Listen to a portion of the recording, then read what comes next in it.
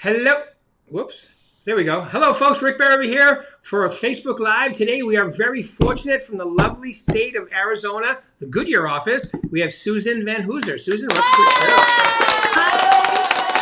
And the studio audience goes crazy. Woo!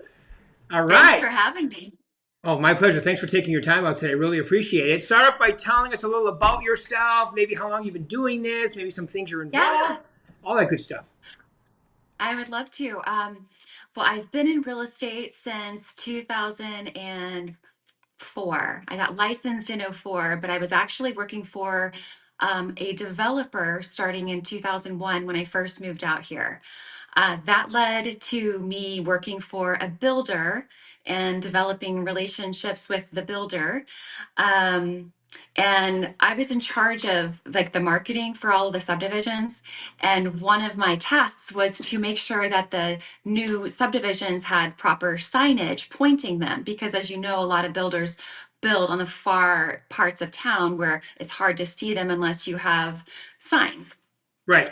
Um, yeah, so we had there were probably 12 different builders putting their sign on this one gentleman's property, and he did not appreciate that, and he called and was yelling at our office, and it ended up coming to me since I was the person in charge of that. And after listening to him, about a 30-minute conversation, he ended up signing an exclusive agreement with my builder to allow us to put our signs there, but no other builder was allowed to. So that's when my Awesome. manager pulled me aside and he's like, "You should probably be in sales because like you enjoyed making that person happy and you enjoyed helping him." So that kind of kick started me into it. And once I left, I had a baby, left new home so I could kind of do the whole mom thing, had another baby, was still doing real estate, but kind of more on the side. And the president of the first builder that I worked with was now president of a different builder and asked me if I would come back to work for him. And I said that I would love to, but I was not able to because of my little boys that I had and that I needed my weekends off. And in new home sales, that's just not a thing. And he said, "You can have your weekends off," because the place he was going to put me was an active adult community. And what he wanted me to do was build relationships and sell a bunch of houses and make this neighborhood relevant again. So when I was hired, I took the job and they wanted me to sell like a minimum of like 12 homes per year, which was kind of like a no-brainer. But what they didn't tell me is I wasn't going to have models or pricing or floor plans for the first 6 months of my job. I had lots and I had somewhat of an idea of what the lot premiums might be, and I knew kind of what the floor plans would be, but otherwise everything else was kind of up in the air. And I sold 90 houses that year because of just relationship building. You had Yeah, and renderings all of and my you had dirt contracts. and you sold 90 homes. Good job. Right, I had dirt. Well, but every contract that would come over, they would be so proud, but they would also be cringing because it was every line was like subject to this. And I had like, you kind of you sell the dream and you stand behind it because you know the builder's going to make it right. Right. And I had that confidence, so I was able to portray that confidence to my buyers. And now to kind of go full circle, it's I was out here 10 years ago. In the new home industry. And then I sold out and I got promoted to management. And that was a little beyond what I wanted to do. I still wanted to interact with the clients. So I came back to where I had built that community, and I started being a resale agent. And it's been incredible. There's a lot of fun community activities that we do together that they wouldn't otherwise have an opportunity to do, and it's kind of keeps them involved in the real estate realm as well. And everyone likes to kind of know what's going on, but it gives them kind of firsthand experience. So, Awesome. a couple weeks ago, we did a home tour, and it was super fun. Well, that's great. So you're the resale agent in there. You work it, you consider it your farm, that type of thing. Correct. Yep. Awesome. Awesome. Yep. And how many? Yeah. Go ahead. There's 1,100 homes out here, Wow. and Yeah, and I've been out here for several years, and I currently have 5 on the market, and I have my 6th one under that just went into escrow today, and I'm representing both the seller and the buyer. Wow, good for you. So you've taken that over Yeah, 55 community and really turned it into your resale farm, sphere of I influence, have. all that good stuff. Yeah, I definitely have. It's been very fortunate. I made 5 phone calls about a week and a half ago and said, "Hey, there's like a bunch of homes for sale in the neighborhood. Do you want to come with me and see them? Like, we'll do like a little tour. We'll carpool and we'll have drinks and beverages and snacks." And then those 5 phone calls turned into 21 people. And then of the 21 people who confirmed they would be there, 18 of them showed up, and the other 3 sent me messages saying, "Include me on the next one." Good for you. So you don't even, I mean, other than working in the neighborhood, you kind of just get involved. And these people love to, I mean, most of them are home most of the day. So when you go out there and work it, you're probably seeing everybody. When you're like the mayor of this area. Yes, absolutely. And, we can do open houses a little differently out here. During the week works just as well as weekends. You can set up shop kind of on the patio in the front or on the driveway and keep some dog treats handy and a thing of water for the dogs that are walking by, and you can create some really good conversation and have some community involvement that way as well. That's awesome. Now, is this whole development, so this development is completely sold out and now it's been there for a few years? Correct. Yeah, there are no more builders that are playing in the game anymore. It's all sold out, and now it's only resale. Well, that is great. Well, that's great. What a great now. And I knew from working with you before, I knew that, but I didn't realize the exact numbers. So that's pretty incredible. Awesome. So is that your main focus? Is that 1100 over 55 Yes. community farm? I would call it, right? Yes, because not only is it, I've also helped out a lot of my clients' siblings, parents, children. So I'm still farming this area, but a lot of the clients that it brings me are not 55 or plus. It's and it's not necessarily in this particular area. So it kind of, even farming here, it still broadens me out into the rest of Phoenix because it's relationship built versus like location necessarily. Well, that's great. Yeah, because they have right because the average person that buys an over 55 is really late 60s, right? And they have friends and family and kids and children and nephews and nieces and all that good stuff. And Right. since they love working with you, right, then they just refer everybody to you. Right. What a great!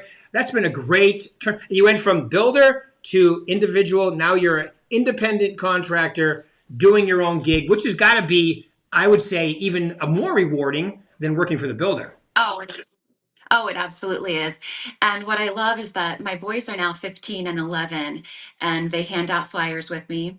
And one of the houses that was on my tour a week ago, I've sold the house twice.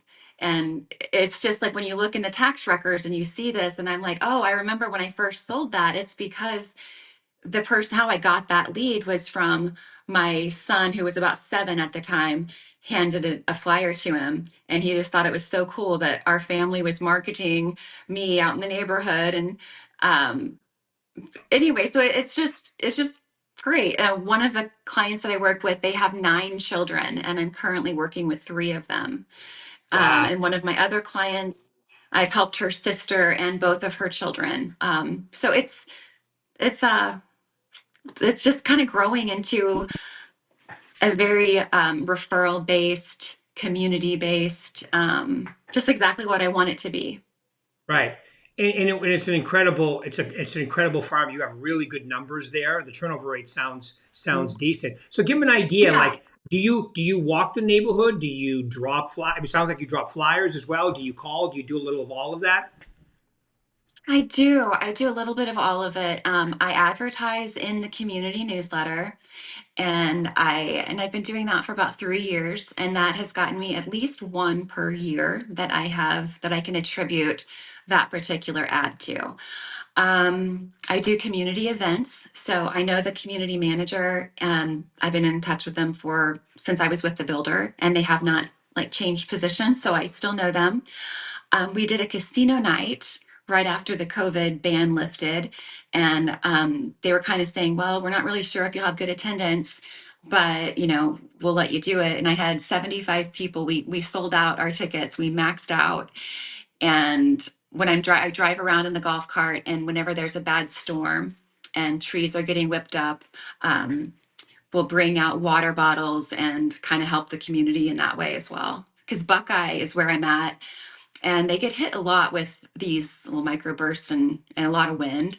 So it's just nice to kind of let them know that, hey, we're out here. I know you're out here, picking up the limbs that fell over, but here's some water and helping them out.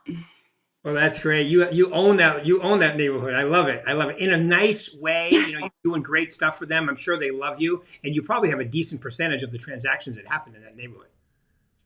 I do. Thankfully, I still have more than anybody else. Crossing my fingers stays that way. Yeah. Well, it's impossible to own the whole thing. It would be nice, but people, it's Well, just give me another year or two. good. I love the spirit. Now, and since you've left the builder and went on your own, you also, I think I see you involved with Women's Council, also with the Board of Realtors as well. Yes. Correct? Yes, I do. I am still very involved in the Women's Council of Realtors. I am on the membership committee for Scottsdale, and I was the former president in 2021 for the Scottsdale side. I also am pretty active in the West Valley part of Women's Council as well. I know a lot of the people. It's a great organization. They teach you a lot, and you're kind of right in the front of all of the news in real estate. And you I get to be love it. surrounded by a bunch of awesome women. Yes, we have one here too in Vegas. Bobby Dust is the Oh person yeah, Bobby, I've Bobby done. Doss, that's right. Isn't she great? Yeah, she's great. You Oh guys are yeah. both great. Yeah, awesome. No, it's a great organization. I love it. And there's also men in there too. But it's called the Women's Oh, there Council. are, yeah. Yeah, Right, I love yeah. it. No, you definitely can be in there. Awesome, awesome. Well, tell us. Okay, so I'm an agent, and you do a lot of proactive stuff. So I'm an agent, and I want to take my business to the next level, or even if I'm newer, come out of the gate hot. What would be three of the most important things you tell them to focus on? Besides picking a brokerage that can support you, not necessarily just with like the technology side of things, but also with the personnel side of things, whenever like the nice culture that you have at like our Goodyear office was a huge reason why I went there. Hmm. But as an agent coming in straight out of school, sometimes you look at other things that are more important, and that really needs to be at the top, in my opinion. If Hmm. you are self aware and you know what makes you achieve more, and you can surround yourself with those people, you're just going to be that much more apt to succeed. Hmm. But also using your CRM and getting it filled correctly, starting with like the first time you have someone that you want to enter, like getting them in a program, getting them on a system, getting your brain wrapped around what this system is supposed to do for you, just to kind of ease the burden of remembering, to kind of automate things and make sure that you're still touching everybody when they need to be, and just making the connections and dropping the fact that you're in real estate whenever you can. Right. That's such a huge thing that I think I was uncomfortable doing for a while, because I felt like I was stuck in new homes, when now it's like, no, I can do everything. And I find myself speaking about it more freely with like everybody. And I've made a couple of really great contacts just from bringing up a conversation in like the grocery store, or actually at a garage sale. I have two clients that originated from a garage sale that I attended.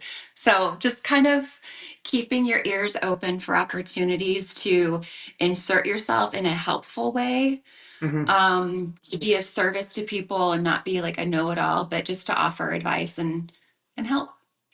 Cool. So I'm going to paraphrase. The first one is because Tiffany Beard, your manager there, does a great job. Yep. Tiffany's amazing. Yeah. Yeah. No. Well, Yeah, we love her and I'll too. just say, so if you can find a manager like Tiffany who can keep you on task but know your personality and know how to keep you on task.